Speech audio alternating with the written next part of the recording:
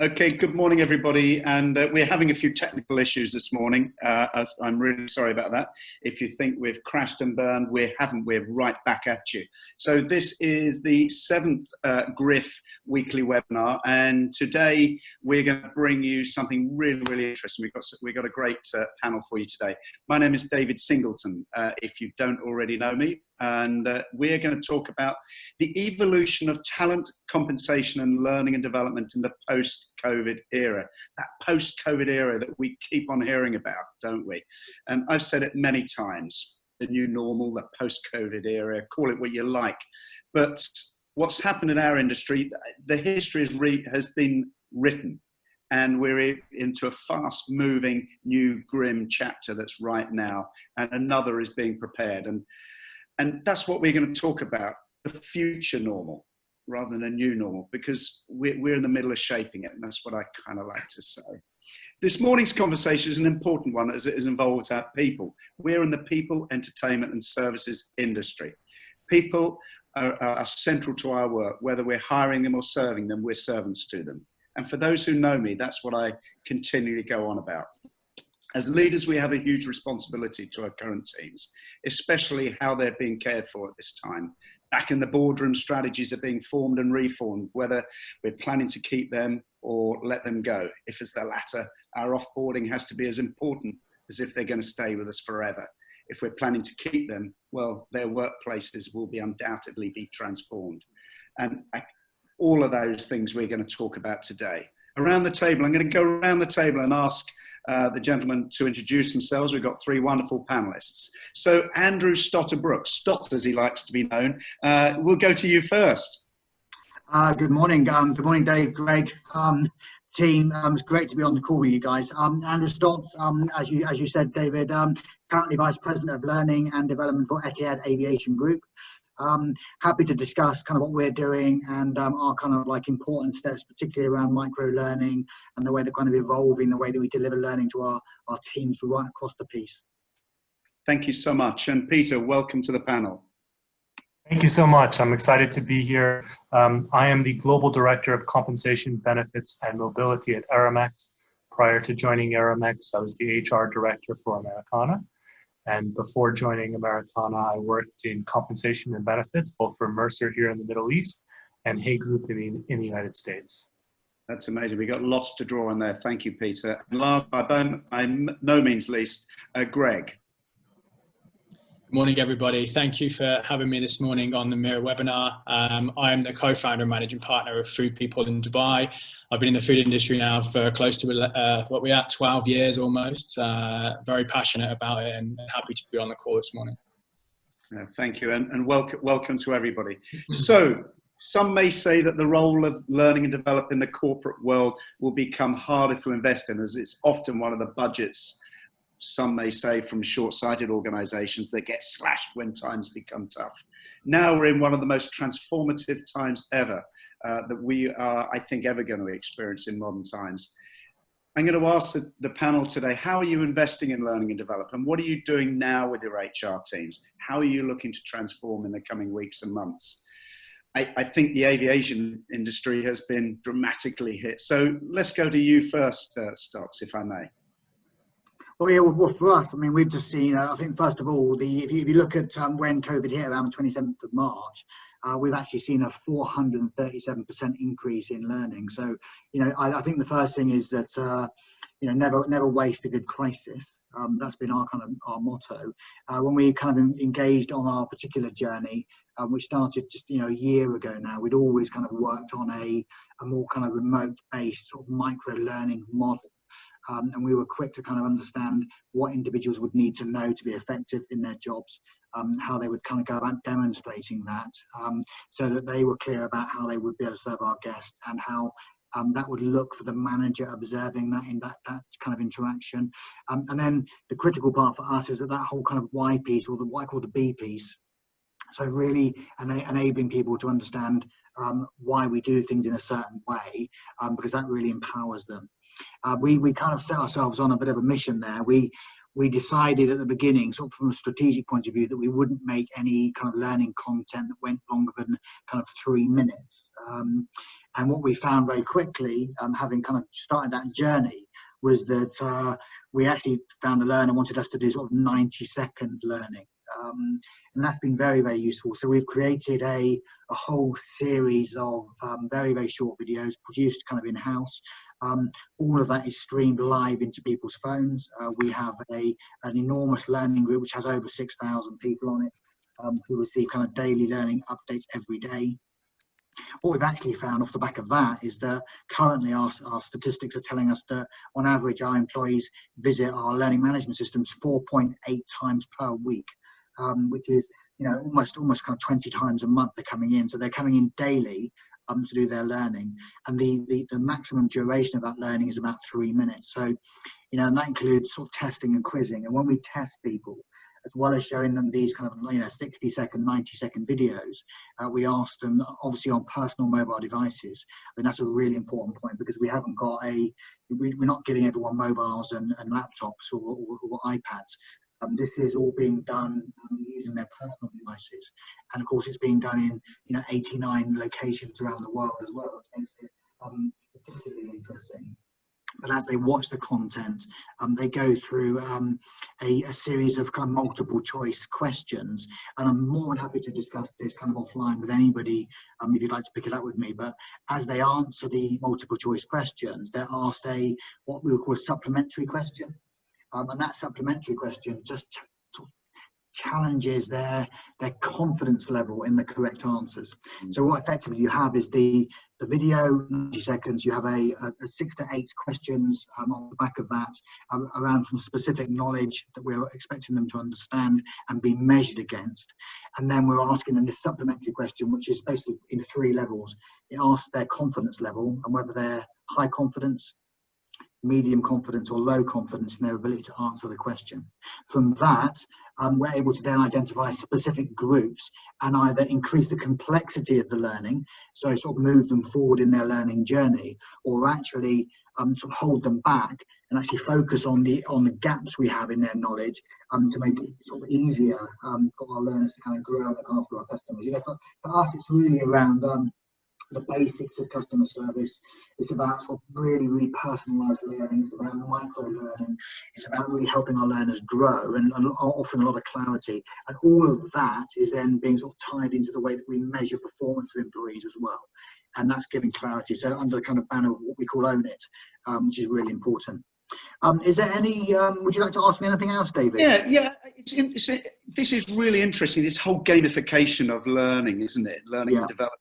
Have you so before we go around the table, have you changed anything? Are you maybe focusing perhaps maybe on more, you mentioned confidence or mental health or stress levels or anything like that? Or are you seeing any changes now, particularly with how things are moving so dramatically?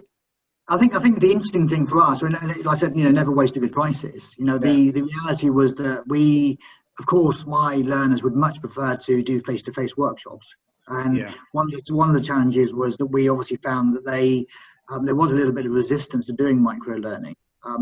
As soon as and often that resistance would be based in technology, saying, well, you know, I can't make the system work, it kicks me out, I don't understand it. What we found almost immediately around the 27th of March was a sudden adaptability to technology that was being made available to them. And I suppose they had a little bit more time on their hands, because, you know, if I'm brutally honest, the first 2 weeks we didn't see a massive ramp up of engagement. But once we got through that, because I imagine, I don't know, but I'm kind of guessing they were kind of watching Netflix and kind of thinking, oh, this is actually quite fun being at home. But then I think boredom kicked in, probably like most of us. And so about 2 weeks in, we saw this massive spike of kind of engagement of learning.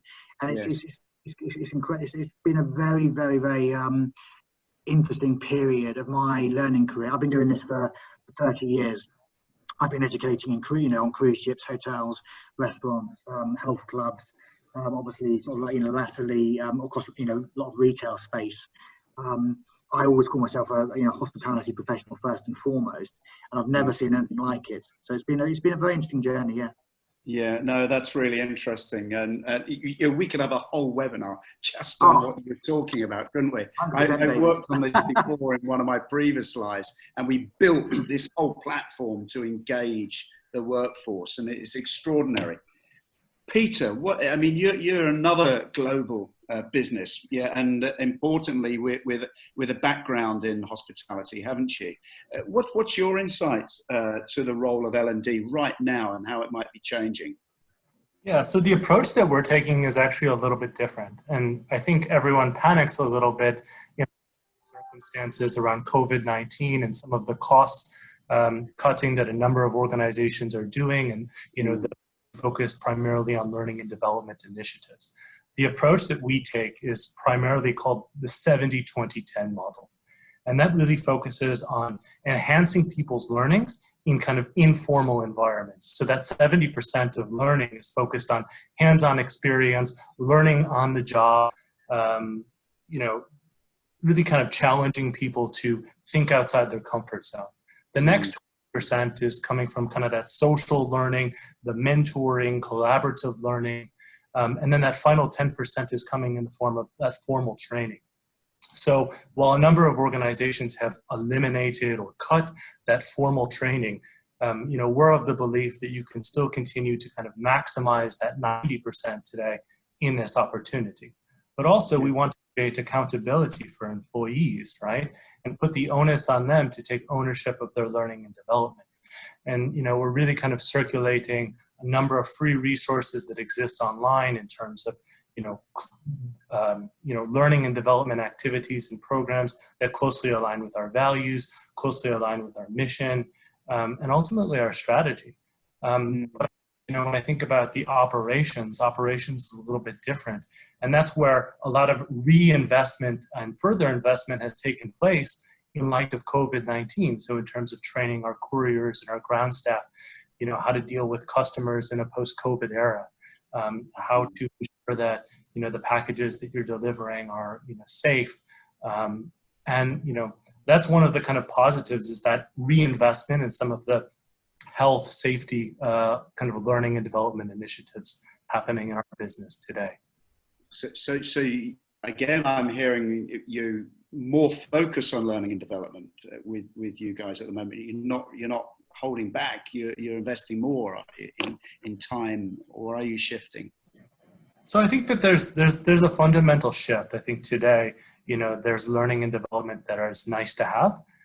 There's learning and development that's must have, and then there's learning and development that has happened as a result of COVID-19. Yes. And I think, we as an organization have really kind of, used this as an opportunity to focus on some of the must-haves and some of the critical learning and development initiatives that are being driven in a post-COVID world. Some of those nice-to-haves, a lot of organizations, are scaling back a little bit on those and kind of shifting to some of those other priorities. Yeah, you mentioned mentoring. I picked that up in what you were saying. And have you found the need, or do you have a mentoring structure in place, for example, at the moment? And now where people might be unsure of the future or stressed about what might happen. Will I have a job, or what's around the corner? Will I become ill, or can I come to work? Or all of these questions that we didn't have 2 or 3 months ago. Yeah, so I think in terms of a formal structure in place, we don't have that today. But I think the culture that we have within our organization really lends ourselves to kind of having a lot of these kind of informal mentors to people within the business today. Mm-hmm. Yeah. With that in mind, I would also encourage people to, reach out to people within their organization who they admire, who might, have a similar experience to them, who might, be serving in a role that they admire and, have an interest in, or someone they just highly respect and say, hey, you know what, really impressed with you. I would love to learn from your knowledge and experience. Would you be willing to be my mentor? And what's the worst thing that happens? They say no and you find someone else. Sure. Do you know, it's interesting, Peter, a while ago, I sidetracked for 32 seconds, but I had a business coach and he encouraged us around the boardroom table, go and spend, and it's almost the opposite, the inverse to what you just said. Go and spend time with someone you never spend time with. Go and have 1 hour with them. And it's probably, and we all went off and did, and I went and spent an hour with a barista, and I will never forget that 1 hour that I had with someone who I would never have gone and spent time with. It was as inspirational more for me than it was for him, and giving that little bit of time back. And time is so important now, isn't it? No, absolutely. I think you hit it spot on. I think naturally we kind of gravitate to people that think like us, look like us. Yes. You know, really kind of drawing from those experiences from people that, you know, have different experiences. It kind of helps us learn and grow. Yeah. And sometimes just talk is good, isn't it? Greg, we talk a lot, and invariably it's over a martini in a cocktail bar. But latterly, you know, we've talked quite philosophically, haven't we? Be it through a webinar, or we've just picked the phone up and had a conversation. And I think a lot of people are doing that more now. They're talking more now, aren't they? What's your insights to this? Look, my opinion, I think, you know, businesses have a huge part to play in learning and development, but equally the onus needs to be on the employee as well. You know, they need to have that kind of need and desire to want to upskill themselves, because some people just don't want to. So I think it's about identifying, first of all, the people that do want to and do want to achieve. And particularly in a time right now, which we're obviously in this crisis scenario, people do have, you know, in most roles, certainly at the kind of mid-level, they've got a bit more time on their hands.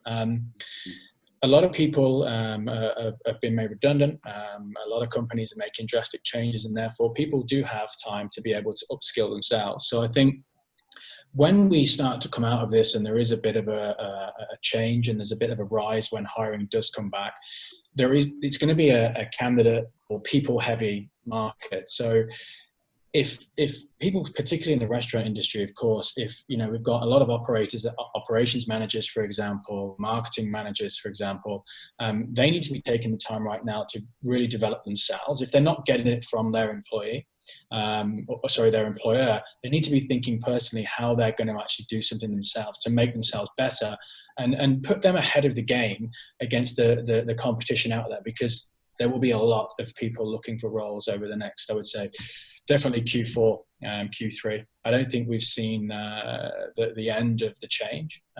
So I think people need to be doing as much as they can at home to upskill themselves, whether that be through mentorship, online courses, colleagues, friends, but they absolutely need to be making an effort for sure. You know, that's so right, and I think we're all kind of formal or informal mentors in our own way, aren't we?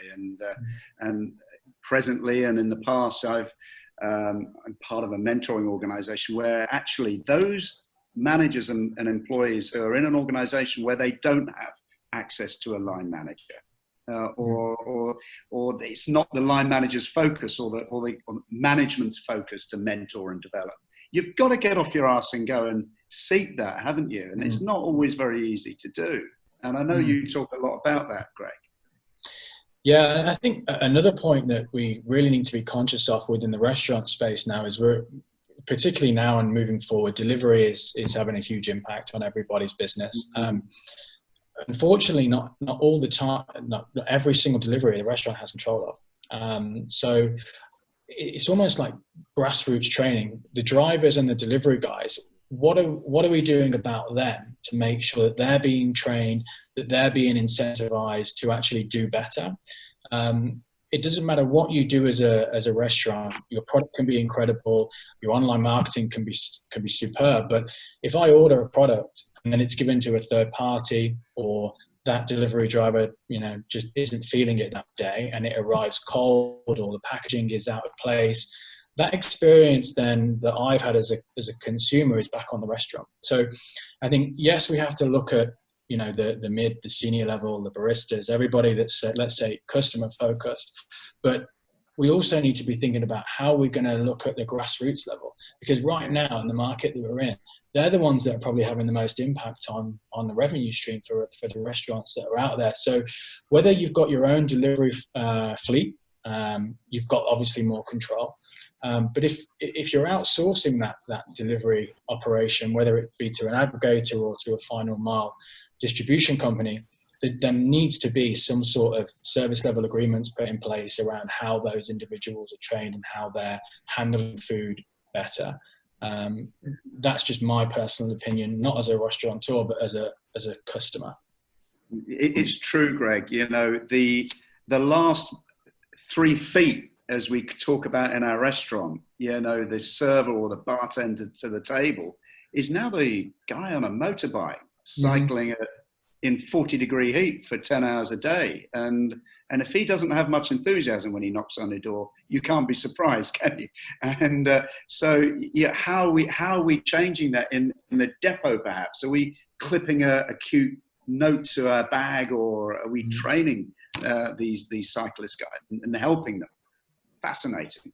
Let's stay with you for the moment, Greg, because we've talked about this, and we're in it now, aren't we? We're in the eye of the storm now, and we are going to come out of this. And you talked about Q3, Q4, and I know we've got people around the world here who might be at different stages of this eye.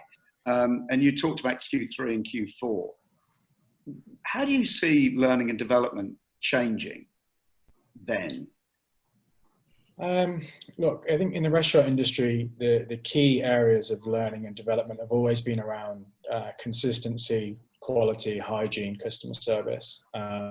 But, you know, people have got different terminology for it, but let's call it the new norm or the new normal. I think those 4 areas more than ever need to be heightened massively. Restaurants need to stick close to their customers, whether it be from a distance through delivery or whether it be eventually going back into restaurants when I know we're 30% now, but properly back in. That customer service element is absolutely crucial. And I think it needs to be more proactive. I had a really good experience actually 2 weeks ago. I ordered a pizza. I won't say from where. And I didn't realize that they had I think it's a 23 or 25 minute average delivery time. And I was just kind of doing my thing. And I got a call off the mobile, and it was the restaurant calling to apologize to say that the pizza was going to be delivered late. And I didn't even know. Now, for me, that's proactive customer engagement. It made me feel wanted. There was a level of loyalty from them to me to say they wanted to deliver on their promise, which again, I didn't even know about.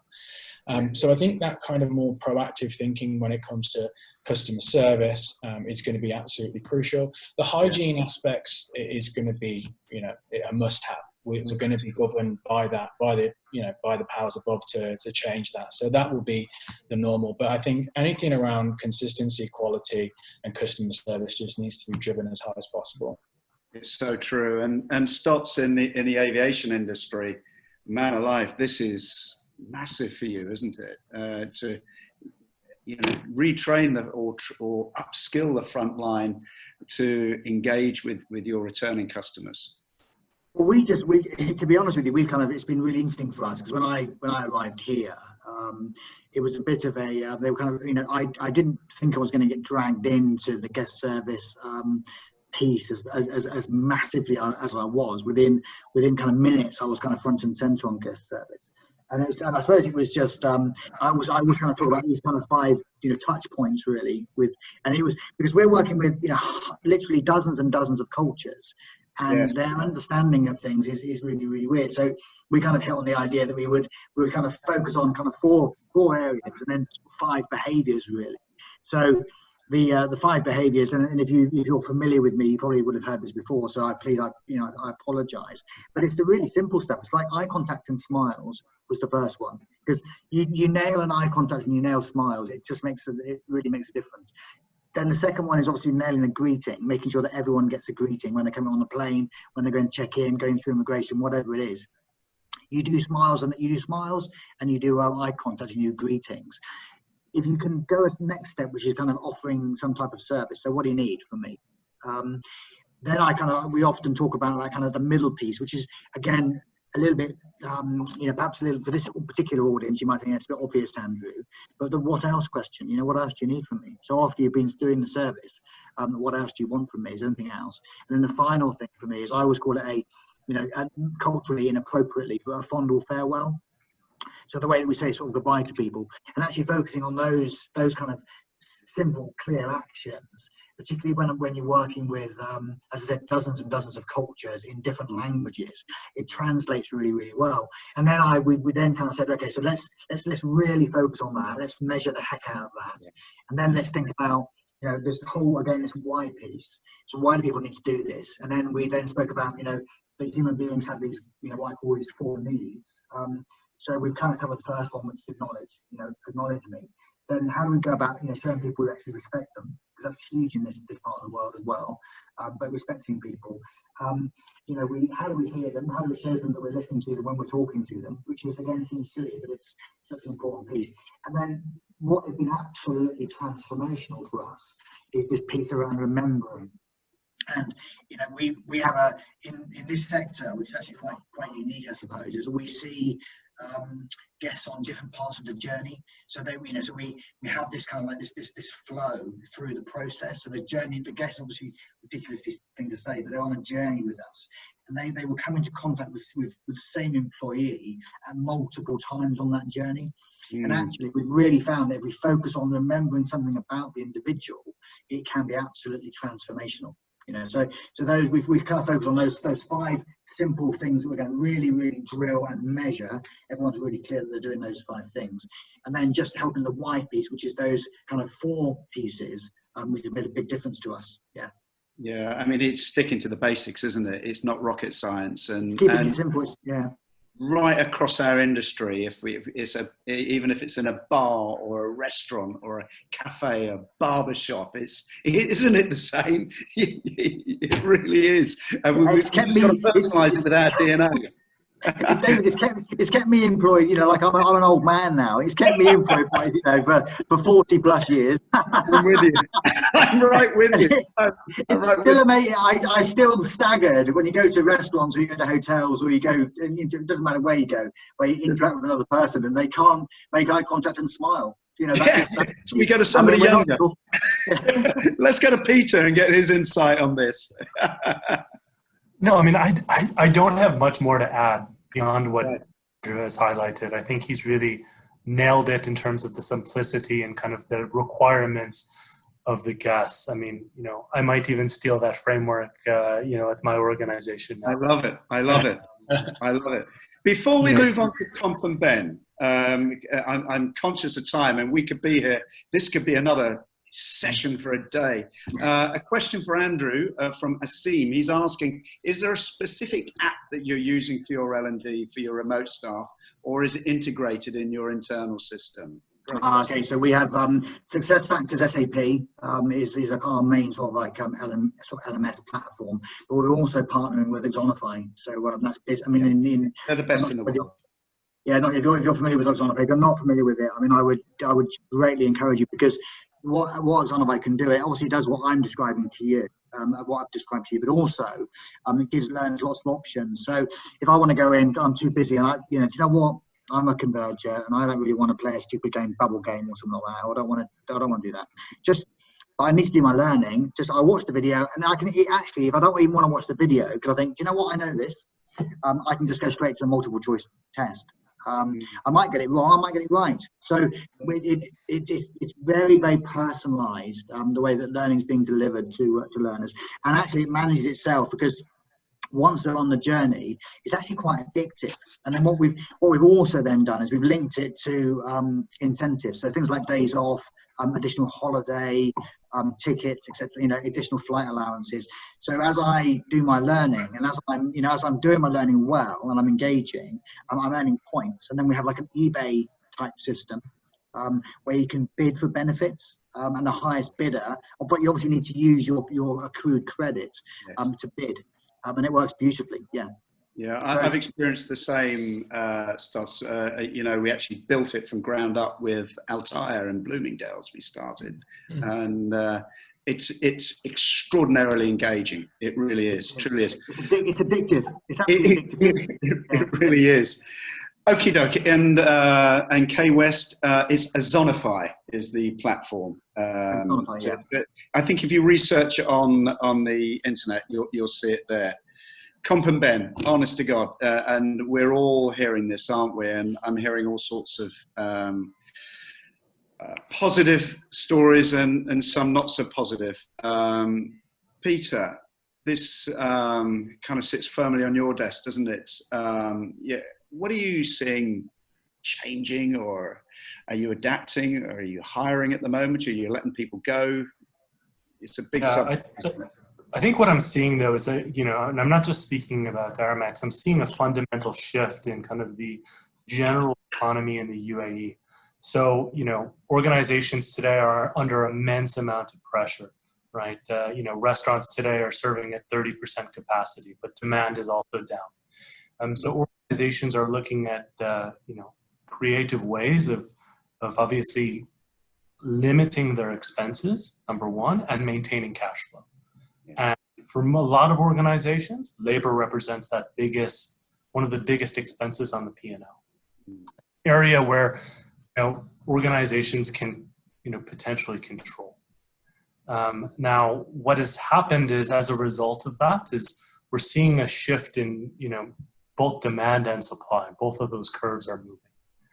And, you know, historically in the UAE, we've always had this premium. We can call it a hardship premium, but a premium on, you know, most of the countries that we come from. You know, salaries in general are 2 to 3 times what you would get back home on a net basis. And I think in the future, we're going to start to see some more compression. You know, the UAE is no longer, you know, a hardship, you know, a hardship location. You've got warm weather all year around. You've got 30 days of annual leave. There's schooling, there's tickets, there's, you know, a lot of benefits that we're accustomed to. So I think as a result, I anticipate that real wage growth will probably decline.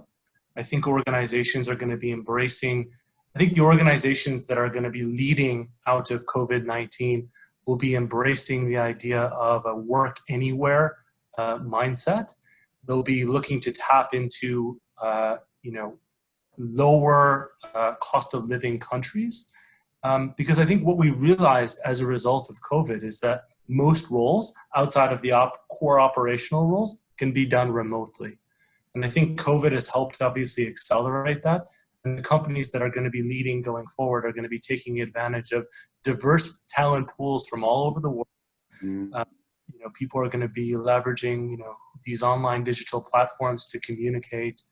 But I'm not optimistic about the usual type of, you know, increases that we've come to expect over the last few years in the UAE.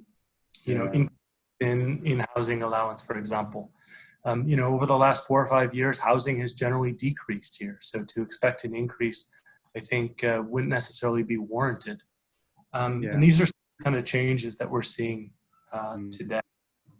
No, that's true. We've actually seen packages contracting, haven't we? You know, schooling is expensive in the region here. Living is expensive, and these executive packages that we've been used to and seeing, they're fading away. Greg, yeah, I mean, you're in the front line of this. You're still recruiting great candidates, aren't you?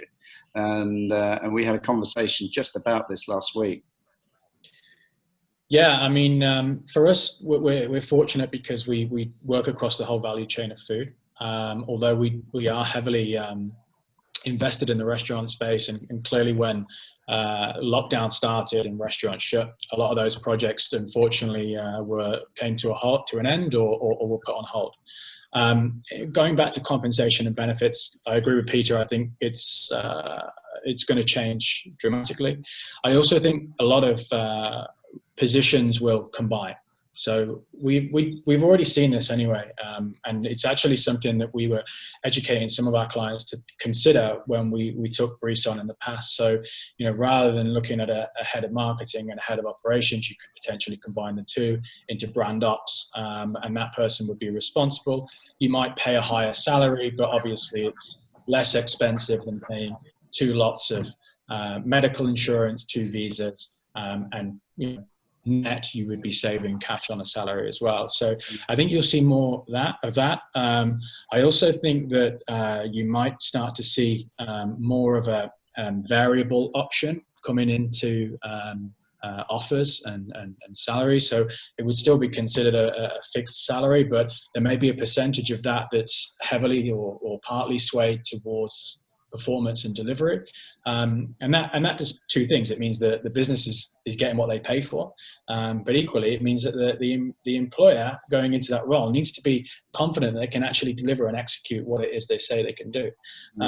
So I think you'll start to see some creative ways about how packages are made up, but certainly salaries will drop for sure. And I think the unfortunate people that have been made redundant, or their employment has come to an end, the sooner that they get it into their head that what they were being paid 2 or 3 months ago is not what they're going to be paid moving forward. And I've had so many conversations with candidates and people that are on the employment market who are really, really fixed on saying, well, no, that's what I'm worth because that's what I was paid in my last role. So I suppose the sooner that they come to realize that that's no longer the case, I think the more employable they will be. Because when we present a shortlist, there's the main thing that a candidate gets declined on is because their salary expectation is too high. A company would potentially look for somebody that is let's say there's 10 pieces of criteria. They would look for someone that reaches 6 or 7 and maybe save some cash on and develop, rather than get paid for 10 out of 10. So I think candidates need to seriously be a little bit more flexible and more realistic on their expectations moving forward. Yeah. And to your earlier point, Greg, it's about using this quieter time now to actually invest in yourself and maybe develop a second skill or an additional or a complementary skill, perhaps. Absolutely.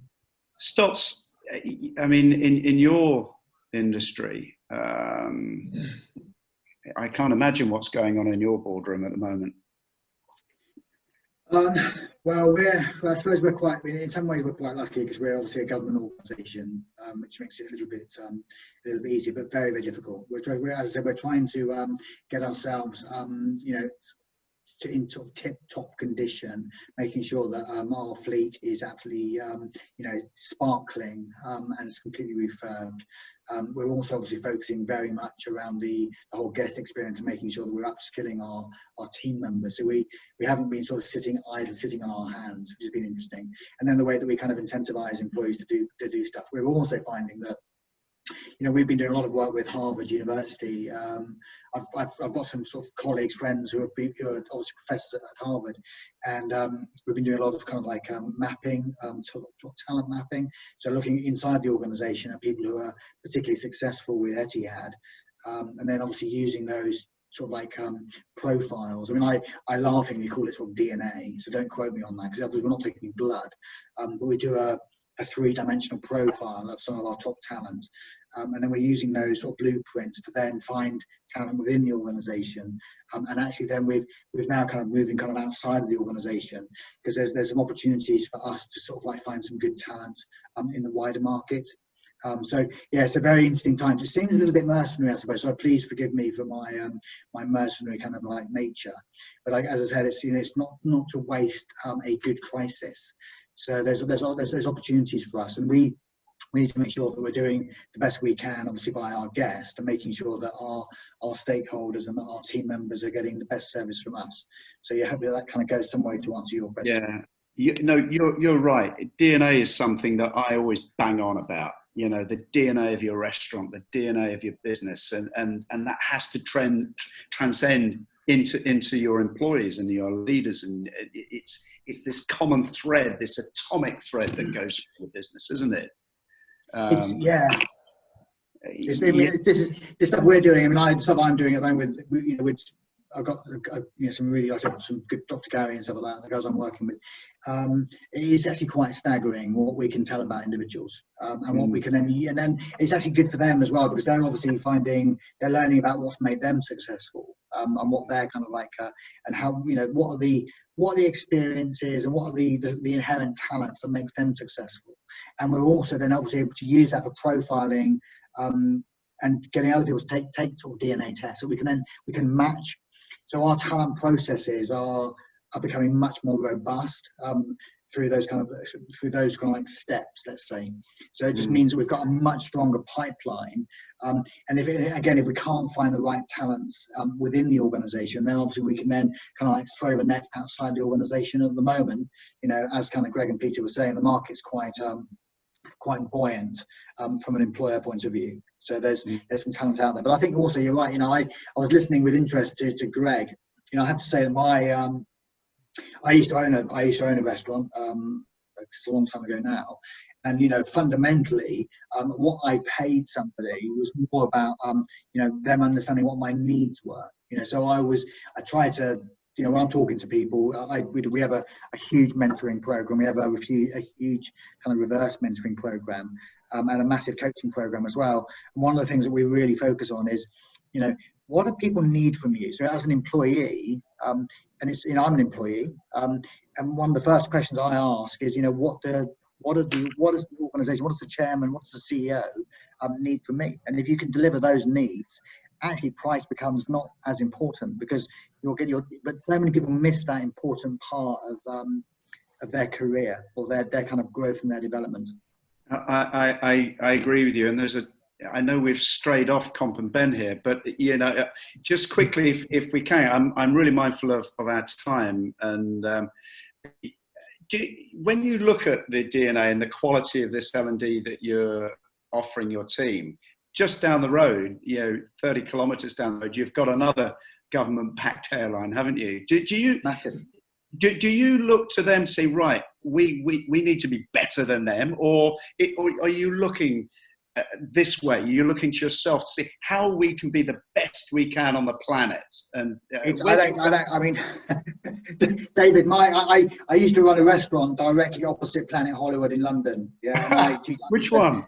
TGI Fridays in the Haymarket. And I can tell you now, looking outside the door and blaming your competition and using that as an excuse is lame. Yeah, I don't care. We don't care about what our competition is doing. All we're focusing on is what we can control, what we can impact. Yeah. So if we focus on those things, let the competition try and keep up with us. We shouldn't be going, because I think that one of the things that I hear a lot as well, what about this company, or what about that? What about this? What about that? Is a lesson I learned when I was 28, 29. I remember phoning my boss when I was with TGI Fridays and whinging and saying we're kind of we're sort of screwed.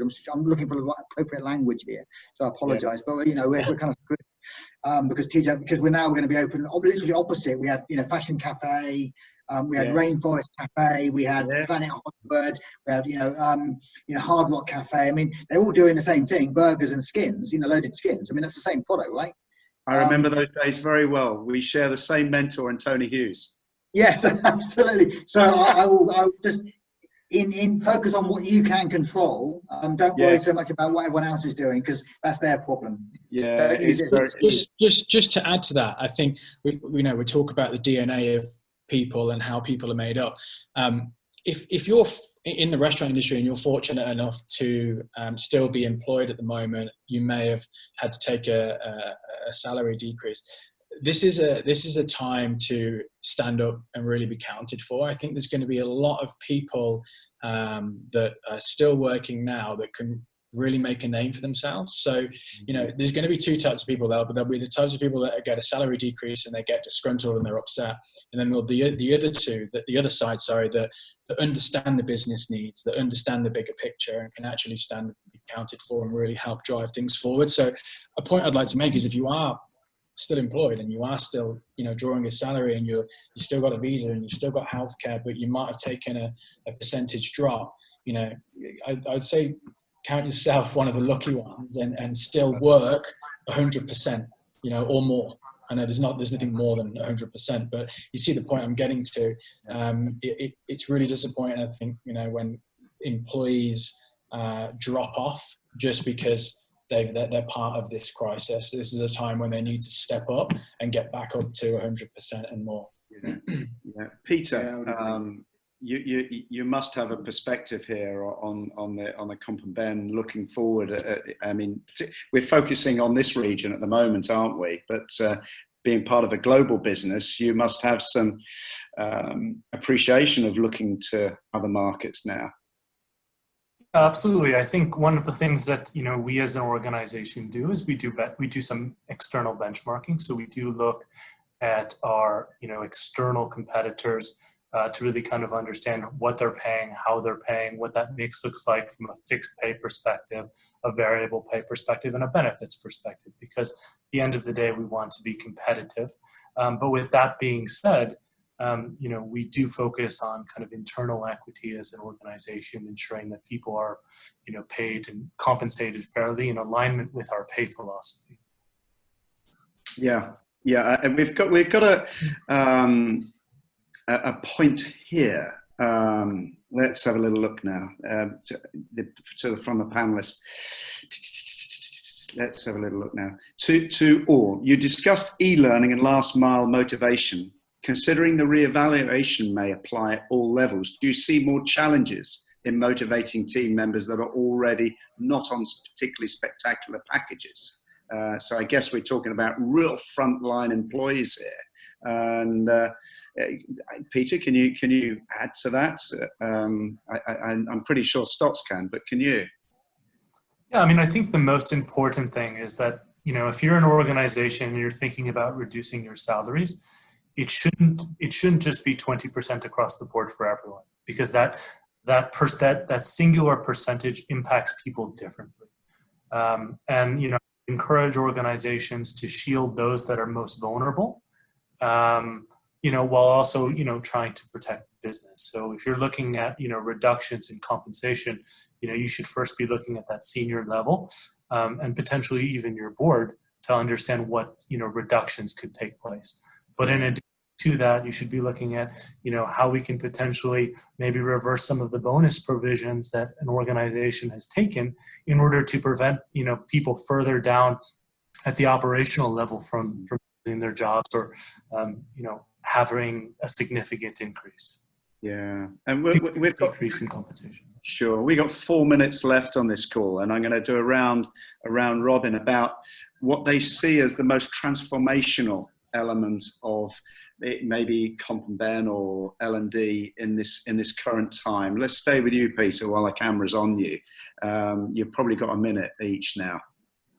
I think the biggest shift that we're going to see is there's going to be a focus again, I think more importantly than ever, on evaluating performance.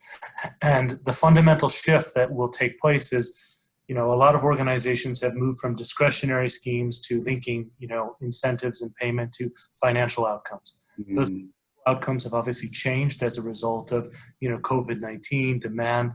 So I think organizations are going to be really looking at how they can focus on providing an agile environment to evaluate performance when a lot of things have changed. So focusing on what are the must-dos, the should-dos, and could-dos on a monthly basis that an individual can do.